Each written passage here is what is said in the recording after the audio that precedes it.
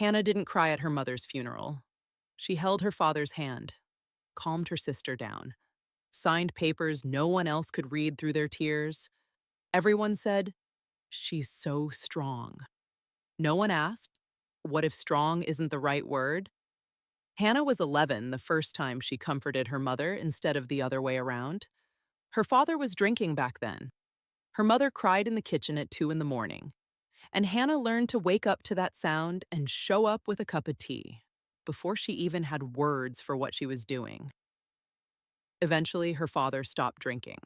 The family healed, but the role stayed. The one who holds everyone together. The one you can tell anything to.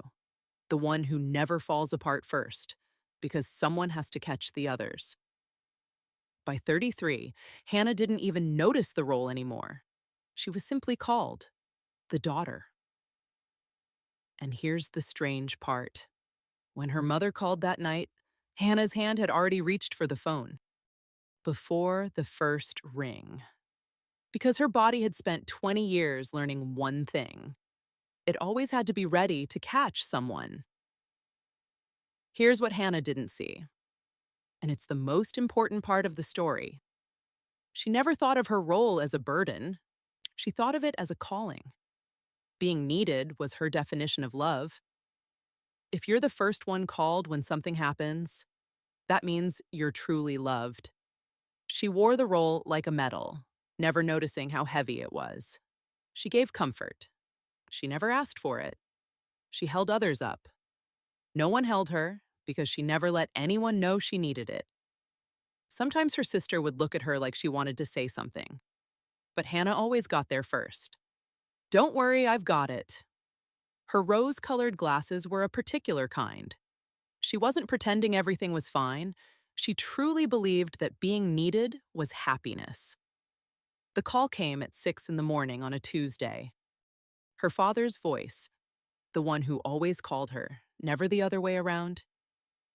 "Hannah, it's Mom." The next 3 weeks blurred into hospital corridors and conversations with doctors who looked straight at her, because someone had to make the decisions.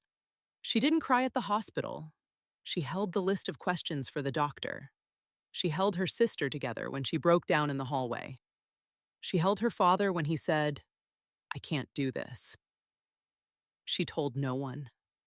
Neither can I. Because in this family, there was never room for that. It was always already taken by her. Her mother died on a Thursday morning. Hannah had the funeral organized by Friday evening. And this is where the real story begins. Not the one at the funeral. The one that started after, when everyone left, and she was alone with a silence she didn't know how to recognize. This happens to children who were taught too early to take care of others, instead of being taken care of. Most of the time, it isn't dramatic. It's a habit that roots so deep a person forgets there's any other way to live. How do you grieve something you never had? Permission to fall apart and know someone will catch you. When a person like this loses the one they spent their whole life holding everything together for, their grief ends up somewhere strange and invisible. Because from the outside, she's holding it together. Because she's strong. Because she's the family's rock. No one brings food to the one who always brought it for everyone else. Her grief didn't disappear. It just stood in line, behind everyone else's grief, the ones she'd comforted. 2 weeks later, Hannah decided to do it right. She bought a grief journal, sat down one evening, lit a candle, got ready to cry, and felt nothing. An absolute frightening emptiness. She thought, something's wrong with me. I can't even grieve correctly. Her sister called, crying, asking what to do with their mother's things. And Hannah, automatically, without a single pause, switched into, "I'll take care of it."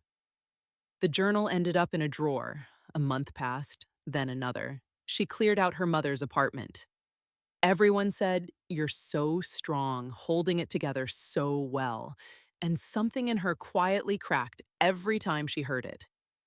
Until one ordinary Tuesday, at home, in her own kitchen, She opened a cabinet and knocked over her mother's mug, the one she'd kept to remember her by.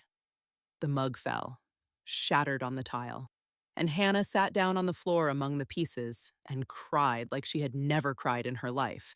Not over the mug, over everything.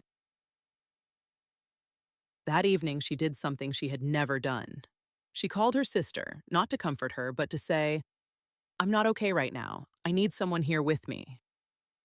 Her sister wasn't as surprised as she could have been, as if she'd been waiting for that call for years. "I'm coming," she said simply.